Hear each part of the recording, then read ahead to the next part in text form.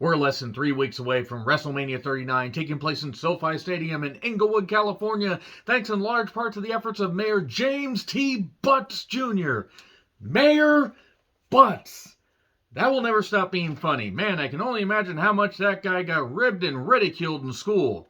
That could have been worded better. Nevertheless, Mayor Butts! I'm John Renton with my review, WWE Raw from Providence, Rhodes Island. Now that everybody has shut off the goddamn review because of these horrible, horrible puns, let's talk about the show. Yeah, this really doesn't feel like Mania season. There were actually a few good moments on this show. This particular episode did fly by. I gotta be honest, this just doesn't feel like a great build to a WrestleMania, a two-night event. Mayor James T. Butts Jr. with 2 nights in SoFi Stadium, 2 times the Butts. One day I will start being mature. If you believe that, you have not been watching this channel long, and you don't know me at all. So anyway, we basically start with Edge, very cunning metalingus, as it were. He's a very cunning linguist. And on this day, I see clearly that this feud has gone on too long. He gets a big pop. Shout out to Graham and Alexis. Hope you two had a goddamn blast. So happy for your success, Graham. You and Alexis keep on being happy with each other. But seriously, I hope you guys had fun. So he calls out Balor. Here's the rest of Judgment Day. So unfortunately, 4 minutes into the show, I have to endure Dominic. The man that makes Eric Watts seem good by comparison. The man that seems to make David Flair seem good by comparison. George Goulas, who wasn't any goddamn good, seems better than Dominic. And I never saw George Goulas. I don't think there's footage of George Goulas anywhere. Moving on, they go back and forth. At one point, Edge did say, well, Balor, you took the Judgment Day right out from under me, and you made it better. Dominic is literally in that group, Edge. How dare you say that? Have you been concussed repeatedly to the point you think Dominic makes anything better? I don't hate Dominic. How dare you all say that? And this needs to end at Hell in a Cell. This needed to end months ago. This feud. Edge doesn't have a lot of time. He has said that, and I get it. And look, he can do what he wants. Doesn't matter. He's getting paid millions. He's getting to go out on his terms. This feud hasn't been good. It's going to end at Hell in a Cell. Yay. Nobody will interfere. Nothing bad can happen. I guarantee you this is what's going to happen. Well, maybe not guarantee, but I have an idea. Judgment Day will show up and get a big old schmop. Maybe not Rhea. Maybe Rhea. I don't goddamn know. But then they'll have Loomis and Gargano and other people show up and everything. It'll be a big old schmoz. And we'll see you this Sunday for the Royal Rumble. Wait. Oh, we got a beatdown. And Gargano and Loomis and Candice showed up. It was at this point, I wonder, when are they going to sell the company? Priest and Dominic with Rhea and Finn Balor. They took on Gargano and Loomis with Candice. Seriously? Seriously? You assholes. How dare you, Triple H? How dare you purport yourself to be a wrestling fan? You put this on camera. So, Dominic is abysmal. I'm sorry. He's abysmal. He's not good. People like him. Cool. People love to hate him. Cool. He's not good. He's never going to be good. Ray's career should have ended it all in, so we didn't have to ever see Dominic get in a wrestling ring.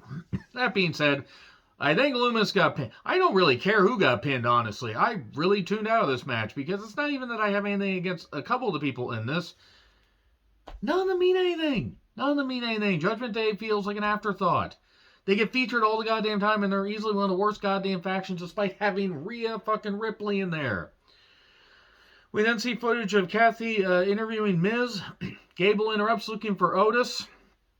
And then suddenly Damage Control were beating up Trish. Because at this point I question whether Damage Control can be arrested for beating up the elderly. Will you be serious? But then again, people say, oh, I tweeted that out and somebody said, Zoe Stark? No, Trish is close to elderly. Zoe is ancient. Trish was wrestling back when women weren't able to vote. And Zoe was around during the Salem witch trials. So yeah, there's my weekly Zoe Stark take for no goddamn reason because she has never done anything to warrant that. But they do updates throughout the night on Trish, her condition and everything.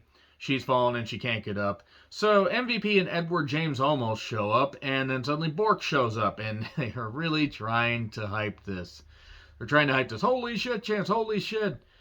They try to handshake. Edward James almost couldn't even toss Brock over the top when Brock tried to do this. You God, Giant Gonzalez now would be better. Giant Gonzalez has been dead since 2010 and was pretty much in a wheelchair by 2000, 2005.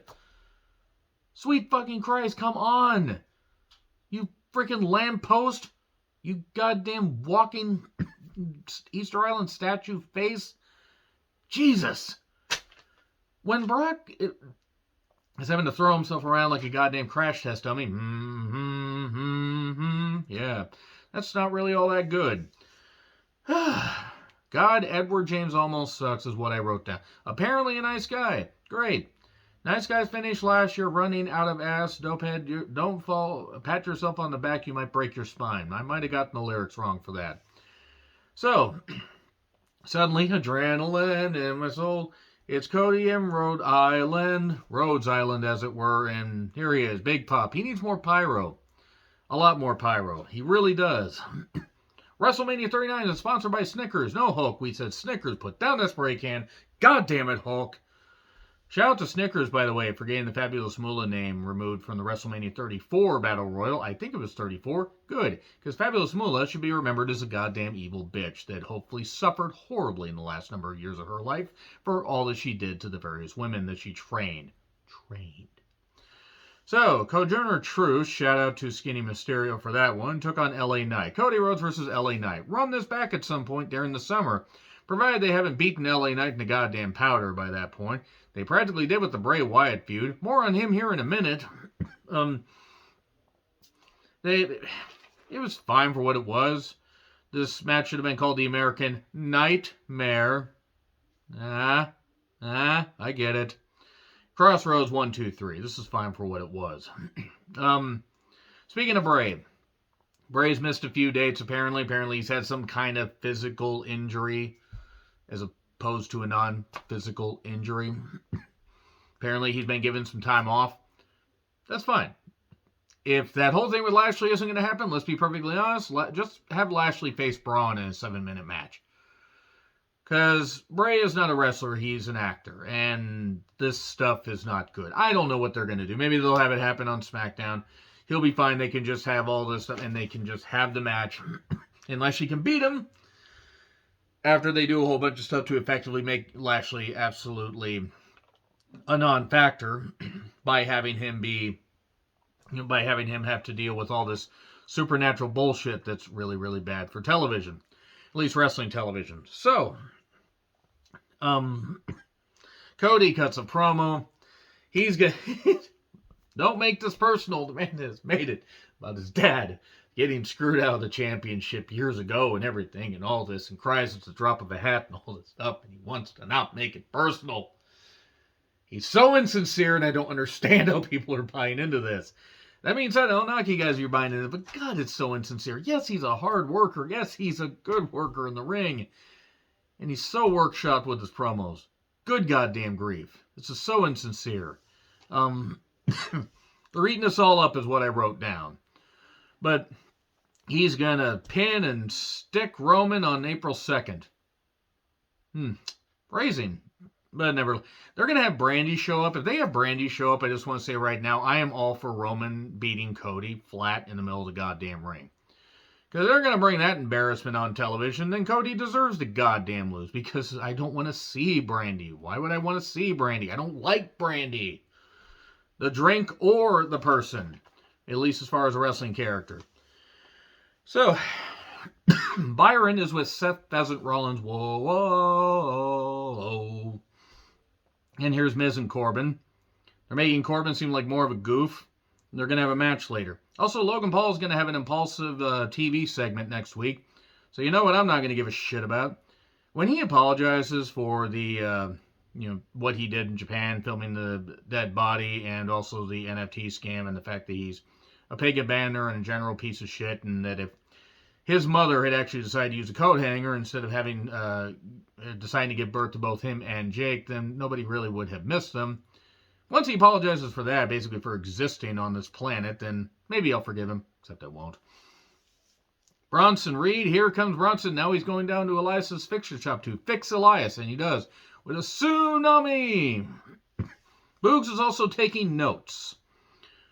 Jesus, Kathy is what I wrote down. Good God, Kathy looked great. Gable is looking for Otis. Becky and Grandma Lita just walked by. I didn't know Lita could walk that by. She must have ensured that she had the energy. That's mean. Lita's not much older than I am. And moved to at about the pace of a 65-year-old snail with leprosy last week, or a couple weeks ago, whenever they won the tag titles. So, they show up to check on Trish. Then we go back to Kathy with Kevin. There was a lot of Kathy on this television screen. And it's good to have Kathy on TV. Just on TV. Nowhere else. I'm going to stop with this and just talk about Kevin's promo. He doesn't want to deal with Sammy. He wishes Sammy the best, but Cody, don't even come out and help me because you need to focus on this. I can do this on my own, except he can't. And recaps the scene of destroying Theory, and then Theory talks to the Prophets. Where they do a little bit of bad comedy, and then Theory's like, I'm going to be on the card. Where are you guys going to be? Maybe I could pit you guys against each other. Dawkins, you seem like the one that's a little bit better at Ford. You blow every opportunity. I never blow any opportunity given to me. The same guy that failed to cash in the Money in the Bank briefcase for a U.S. title shot a number of months ago never fails any opportunity. Never lets any opportunity slip through his fingers. Austin Theory is an idiot, and he's boring. He bores me. I don't want to see him. I don't care how technically sound he is. But there you go. He also faced Dawkins in a match that, sure, okay, happened. Dawkins isn't bad, and Theory's sound in the ring. I just don't care. If they're going to build around him, quite frankly, this company deserves to be sold to the Saudis, and everybody should just goddamn leave. There you go. And yeah, I don't care. Theory won. I don't give a goddamn shit. Kathy just, again, Christ. Heyman says, Owens, Cody, Sammy, everybody that has a problem with the bloodline, you will fail. Even he says more words than that, but it's typical Heyman promo. Reigns will be here next week. God, Reigns decided to show up. See, this is the only reason where I think they're trying to force the whole idea of Cody winning so a champion will be there every week.